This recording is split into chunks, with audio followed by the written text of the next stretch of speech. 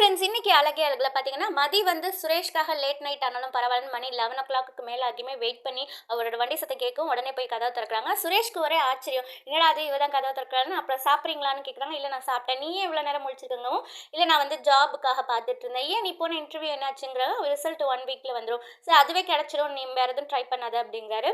இல்லை பரவாயில்ல இருந்தாலும் நான் பார்க்குறேன்ட்டு இவங்க உட்காந்து பார்த்துட்டு இருக்காங்க. மதிக்கு கொஞ்சம் சுரேஷ் மேலே சாஃப்ட் கார்னர் வந்திருக்கு. அண்ட் இங்கே பார்த்தீங்கன்னா தங்கராஜ் வந்து தூங்கும்போது அவர் செத்து போயிட்ட மாதிரி போனதுக்கு முன்னாடி எல்லாரும் உட்காந்து அழுகுற மாதிரி கனவு கண்டாரு. இந்த சீன்ஸ் வந்து ரொம்பவே காமெடியாக இருந்தது.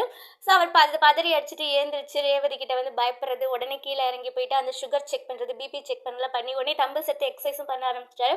ஸோ டாக்டரை கூப்பிட, டாக்டர் இப்போ வந்தே ஆகணும் அப்படிங்கவும், ஸோ டாக்டர் வந்து பார்த்துட்டு இல்லை அதெல்லாம் ஒன்றும் இல்லை, நான் சொன்னதை நினச்சது நீங்கள் பயந்துட்டீங்க, பயப்படாமல் இருங்க அப்படின்னு சொல்லிட்டு போகிறாரு. இல்லை சுரேஷ் வந்து தங்கராஜ் வந்து இல்லை எனக்கு ஹார்ட் அட்டாக் தான் வந்துருச்சு, எனக்கு ஹார்ட் அட்டாக் வந்துருச்சு அப்படின்ட்டு செம்மையாக பயந்துட்டு இருந்தார். அந்த சீன் காமெடியாக முடிஞ்சுது. அண்ட் இங்கே வீட்டில் வந்து எல்லாரும் பேசிகிட்டு இருக்காங்க நார்மலாக.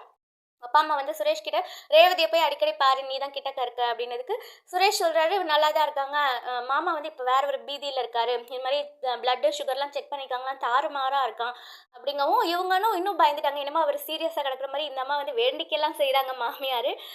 ஸோ இல்லைம்மா அவ்வளோலாம் ஒன்றும் சீரியஸ் இல்லைம்மா, பயப்படாதம்மா அப்படின்ட்டு சரி நம்ம போய் பார்த்துட்டு வரலாம் அப்படின்ட்டு மாமியாரும் மாமனாரும் சுரேஷோட அப்பா அம்மா வந்து முடிவு பண்ணுறாங்க. அண்ட் இங்கே மதியும் மலரும் வாக்கிங் போகிறாங்க.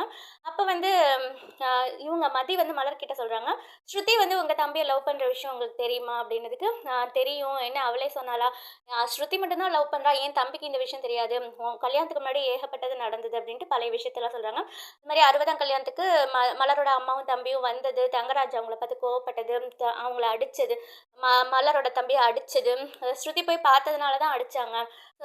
நான் மட்டும் சுரேஷ் கிட்டலாம் இன்னி வரைக்கும் அதை பேசியிருக்கவே கூடாது, நான் வந்து இப்படி இருக்கேன் அப்படின்ட்டு மதி வந்து சொல்கிறாங்க. ஸோ அதோட இன்னைக்கு எபிசோட் முடிஞ்சது.